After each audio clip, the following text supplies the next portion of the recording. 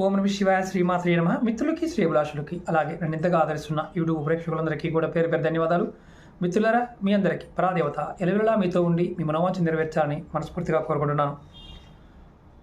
ఈరోజు షార్ట్ వీడియోలో చాలా తేలికైన అత్యంత ప్రభావవంతమైన ఉపాయం చెప్తున్నాను.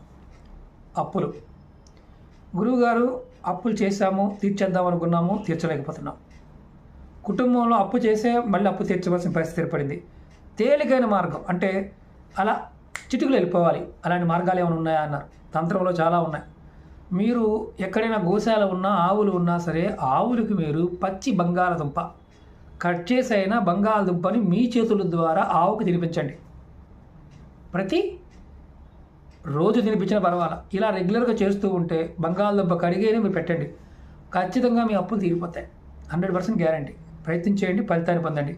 ఓం నమ శివాయ శ్రీమాత్రే నమః.